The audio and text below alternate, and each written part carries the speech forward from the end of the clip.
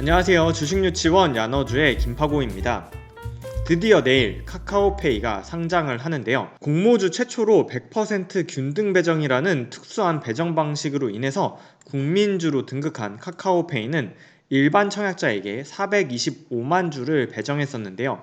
무려 182만여 명의 투자자들이 청약에 참여하면서 1인당 평균적으로 2.3주를 배정받았습니다.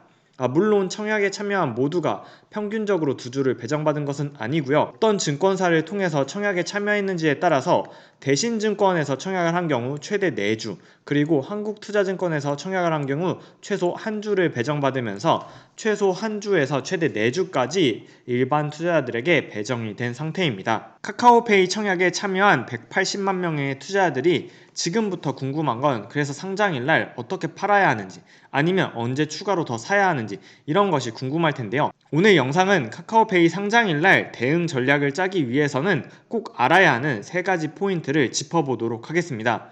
먼저 첫 번째, 상장일날 수급과 관련해서 유통 비율과 유통 가능 금액, 기관의 화격 배정 비율을 살펴보고요. 두 번째, 청약 인기도가 어땠는지 최근 대형 IPO 사례와 비교를 통해서 카카오페이의 청약 인기도를 살펴본 다음, 마지막으로 카카오페이가 코스피 200 지수의 조기 특례로 편입될 수 있는지, 만약에 편입된다면 그 효과는 어떨지를 과거 사례를 통해서 따져보도록 할 테니 영상 끝까지 시청해주세요. 본격적인 영상 내용에 앞서서 주의사항 먼저 말씀드리면, 이 영상을 끝까지 시청한다 하시더라도 제가 카카오페이를 얼마에 파세요 라고 언급하는 내용은 없습니다. 만약 이러한 부분을 기대하시는 투자라면 이후의 내용에 있어서 조금 실망하실 수 있을 것 같아요.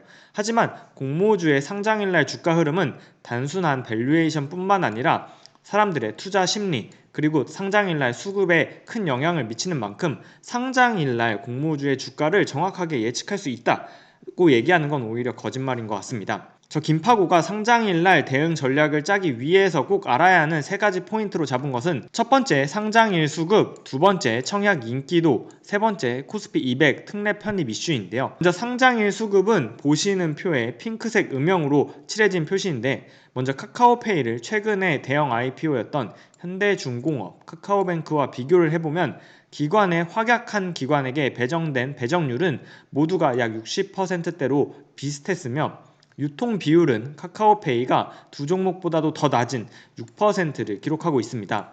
물론 이 6%는 2대 주주인 알리페이의 모든 물량이 유통일날 유통되지 않을 거라는 가정하에서 계산된 거고요.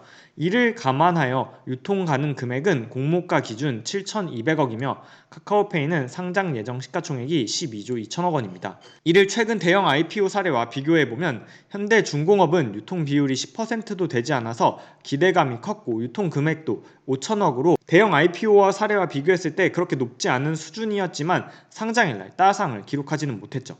반면 카카오뱅크는 유통 가능 비율이 22%로 꽤나 높았고, 유통 금액이 4조 원이 넘을 정도로 큰 종목이었음에도 불구하고 따상은 아니지만 상장일날 결국 종가가 상한가에 진입하는 기염을 토하기도 했습니다. 이를 결과를 해석해보면 유통 비율이 무조건 낮은 것이 따상을 의미하는 것은 아니다 라고 판단할 수 있겠네요. 두 번째, 보시는 표에 주황색 음영이 칠해진 것이 바로 청약의 인기도인데요. 먼저 기관 투자자들에게 얼마나 인기가 있었는지를 살펴보면 카카오페이는 현대중공업이나 카카오뱅크보다는 아주 조금 낮은 기관 경쟁률을 기록했지만, 일반 투자자의 청약 건수가 현대중공업보다 12만 건 높은 182만 건을 기록했습니다.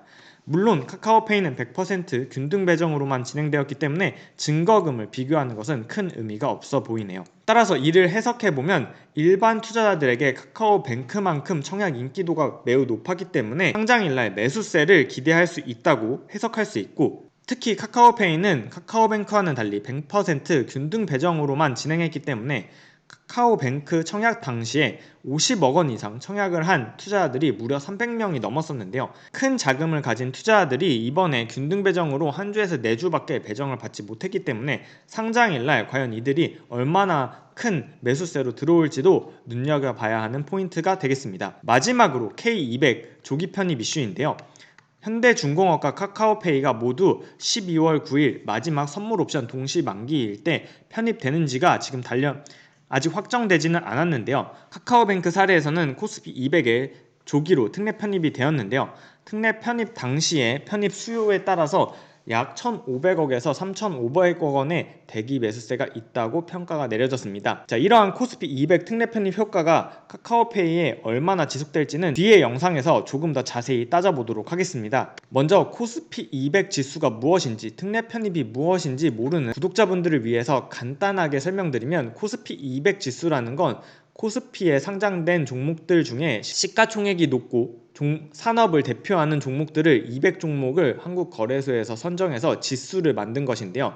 이러한 지수에 카카오페이가 특례로 미리 조기에 편입되는 것을 특례 편입이라고 말합니다. 특례 편입이 되기 위해서는 상장일 이후에 15영업일 동안 평균 시가총액이 코스피 50위 이내에 들어야 하는데요. 현재 카카오페이의 공모가 기준 상장 예정 시가총액이 12조 원이 조금 넘는데, 이는 코스피의 시총 30위에 해당하기 때문에 카카오페이가 공모가 수준만 유지하더라도 무리 없이 만족할 것으로 보입니다. 그렇다면 코스피 200에 특례로 편입되게 되면 어떤 것이 좋냐? 바로 코스피 200 지수를 추종하는 자금이 증권사에서는 약 22조에서 40조 원 정도로 추정하고 있는데요. 이 중에 약 1%만 매수가 들어와도 2천억 원이라는 잠재적인 대기 매수세가 있다고 판단할 수 있습니다. 실제로 2020년 이후에 상장된 대형 IPO의 코스피 특례 편입을 살펴보면 SK바이오팜부터 크래프톤까지 6개의 종목이 모두 특례 편입에 성공했죠. 현재 대형 IPO 중에서 특례 편입이 아직 확정되지 않은 것은 현대중공업과 내일 상장할 카카오페이가 유일한 상황입니다. 실제로 9월 9일에 편입된 카카오뱅크의 경우에는 코스피 200을 추적하는 자금이 약 40조 원까지 확대해서 해석할 경우에 편입 당시의 수요가 3,500억 원에 이를 수 있다는 삼성증권 전균 연구원의 보고서도 있었는데요. 실제 카카오뱅크가 주가의 모습이 어땠는지를 살펴보면, 카카오뱅크는 코스피 200에 편입되었을 뿐만 아니라 상장일 당일 장이 마친 이후에 MSCI 지수에도 편입되면서 큰 인기를 끌었죠. 상장일 당일 MSCI 지수에 편입된 것이 발표된 이후에 지속적으로 주가가 상승하다가 MSCI에 편입되는 8월 20일을 전후로 해서 주가가 최고점을 달성하고 이후에는 하락하는 모습을 보였습니다. 하락하던 주가는 8월 31일 코스피 200에 편입 발표가 나면서 9월 1일 날 다시 큰 폭으로 상승했지만, 그 이후에는 지속적으로 하락해서 실제로 편입되는 날인 9월 9일에는 하락하는 모습을 보였습니다.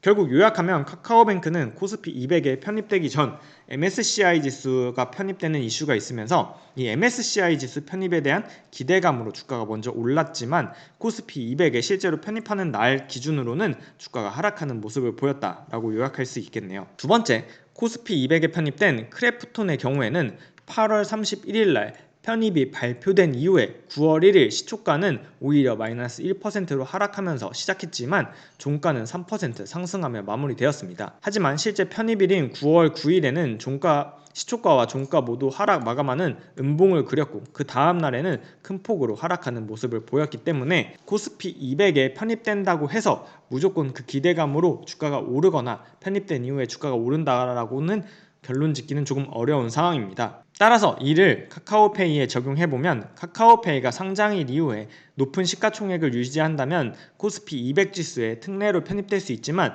특례 편입의 과거 두 사례를 살펴보면 실제로 편입되는 일자보다는 편입이 확정돼서 발표되는 그 다음날 주가 흐름이 좋았다라고 결론 내릴 수 있겠네요. 자, 그렇다면 내일 상장하는 카카오페이 언제 팔지, 혹은 내가 카카오페이를 더 사고 싶은데 언제 추가로 매수할지 고민하시는 많은 투자자분들이 계실 텐데요.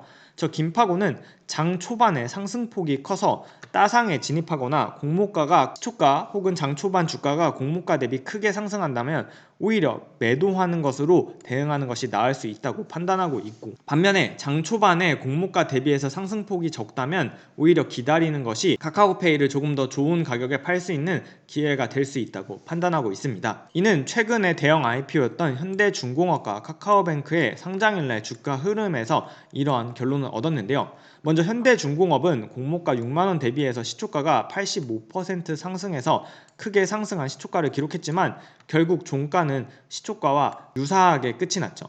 반면 카카오뱅크는 공모가 대비해서 시초가가 38% 상승해서 많은 투자자들의 기대 대비해서는 낮은 상승률을 보였지만 결국 큰 거래량과 함께 종가는 시초가 대비 상한가를 기록하면서 마무리되었던 이러한 점을 고려했을 때 아마도 저뿐만 아니라 많은 공모주 투자자분들이 저와 같은 결론을 내리고 시초가의 흐름에 따라서 대응 전략을 달리 하실 것이라 예상되는 상황입니다. 과연 내일 주식시장이 평가하는 카카오페이의 적정 가치는 얼마가 될까요?